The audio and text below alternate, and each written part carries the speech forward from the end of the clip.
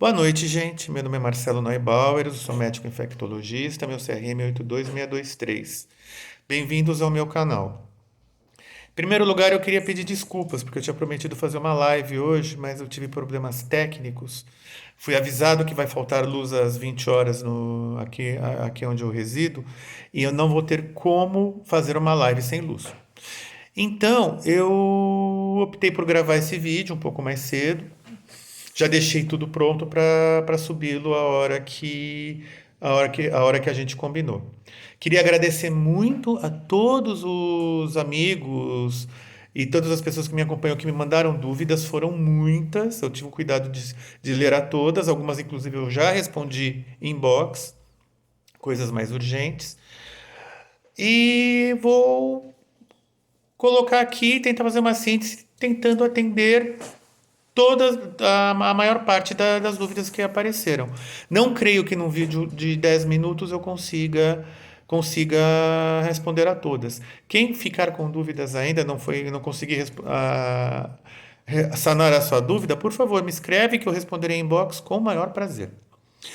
Bom, a grande maioria das perguntas, obviamente, foram sobre coronavírus e principalmente sobre essa polêmica que está acontecendo hoje. As redes sociais estão pipocando de é para fazer quarentena, não é para fazer quarentena, tem que parar tudo, não é para parar tudo, não pode parar, a economia não pode parar. Realmente tá uma loucura. Esse aqui é um canal médico, é um canal de saúde. Eu vou tratar de assuntos médicos, eu não pretendo tratar de assuntos econômicos.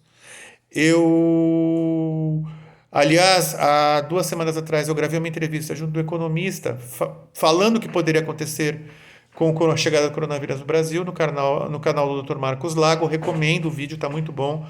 O Roberto Damas realmente deu um show na apresentação dele.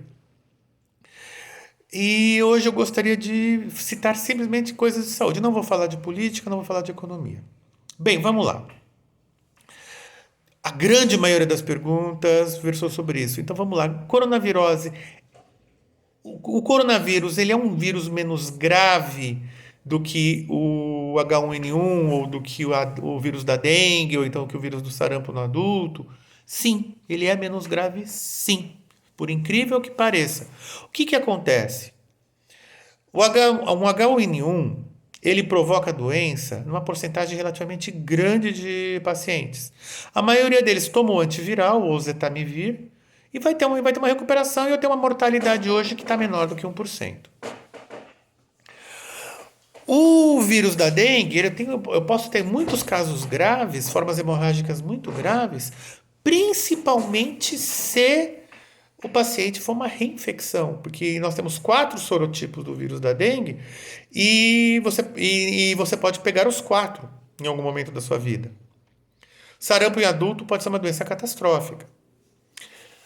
O coronavírus, se a gente for considerar em termos percentuais, ele é muito menos grave do que esses três e muito menos grave do que muitos outros vírus e muitas outras bactérias que estão rodando por aí. É verdade. Só que imaginem o seguinte, eu costumo brincar que 10% de 1 milhão são 100 mil. A gente precisa lembrar disso quando a gente compara números relativos com números absolutos. O que a coronavirose, ou Covid-19, que seria o nome correto, está mostrando na maioria dos países onde ela está acontecendo, e são centenas de países pelo mundo, a grande maioria dos países do mundo já foi atingido por essa pandemia, e aliás, por isso se tornou uma pandemia, é que ela tem uma progressão geométrica. Quer dizer, os casos eles não vão se somando, eles vão se multiplicando.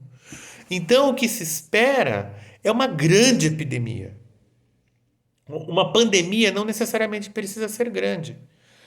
A maior pandemia que nós tivemos foi a pandemia da gripe espanhola do início do século XX, que matou entre 50 e 60 milhões de pessoas no planeta inteiro. Só que ela demorou alguns anos para fazer isso. O Covid-19, ele, dadas as controvérsias, mas a epidemia começou no final do ano passado na China. Rapidamente ela atingiu muitos outros países E hoje nós temos nós temos a visão de que a curva ela é uma curva geométrica.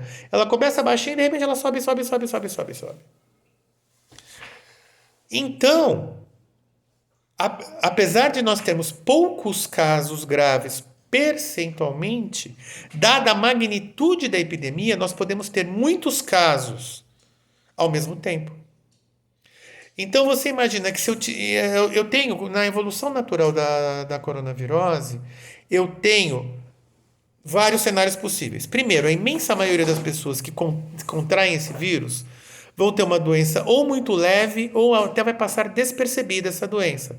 A gente sabe disso pelo que aconteceu em outros países. Uma pequena parcela dos pacientes vão ter sintomas relevantes. Dessa pequena parcela, 80% vão ter um quadro tranquilo, que ou trata em casa sob cuidados, ou trata no hospital, numa enfermaria ou num apartamento. Só que, mais ou menos 20% dos casos, eu vou ter formas graves. E 5% desses 20%, e 5% desses, quer dizer 5% do total, eu vou ter formas muito graves. São pacientes que vão precisar de terapia intensiva, ventilação mecânica, suporte avançado de vida, equipe médica especializada, equipe de enfermagem especializada, equipe de fisioterapia especializada.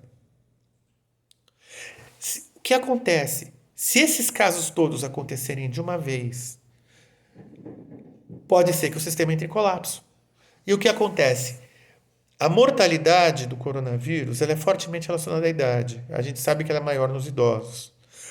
Mas a probabilidade do doente jovem fazer uma forma grave não é tão diferente da probabilidade do doente idoso fazer uma forma grave. Só que o doente jovem sobrevive, desde que ele tenha recursos adequados de tratamento. Por que que ele sobrevive? Porque ele tem reserva orgânica para suportar essa verdadeira guerra que está acontecendo no corpo dele entre o coronavírus e o seu sistema imunológico. Porque hoje ainda não há nenhum tratamento realmente eficaz, comprovadamente eficaz contra o coronavírus. Todos os tratamentos que se fala na mídia são absolutamente experimentais. Os dados ainda não são conclusivos. Rezo que sejam conclusivos logo.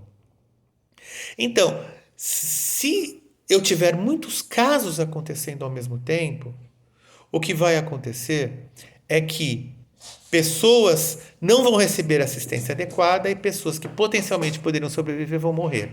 Isso, na minha opinião, é uma verdadeira catástrofe sanitária. Então, qual que é o objetivo da gente ter medidas de restrição?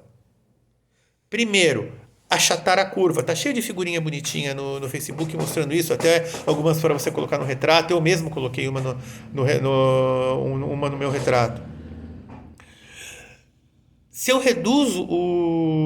se eu consigo fazer com que esses casos graves não aconteçam ao mesmo tempo, eu consigo fazer com que esses leitos de terapia intensiva, de semi-intensiva, etc., esses ventiladores mecânicos, essas equipes, deem conta e deem vazão e eu consiga fazer rodar esses leitos, ter tempo de rodar os leitos, tirar o doente grave que melhorou para poder colocar outro no lugar. Porque eu não posso tirar um doente grave para pôr outro. E aí o médico que está na linha de frente, ele vai ter que tomar a difícil decisão de escolher quem vive e quem morre. Nenhum médico gosta de fazer isso. O que eu posso fazer para me prevenir? Primeiro, cuidado com a saúde. Cuidar de você mesmo. Boa alimentação. Exercícios físicos, nesse momento muito restritos. E principalmente isolamento social.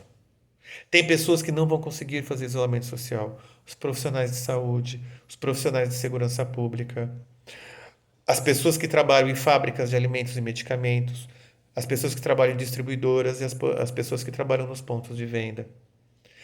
Então, restringir a circulação para tentar proteger essas pessoas. Restringir a circulação para tentar nos proteger também. Sair de casa o mínimo necessário.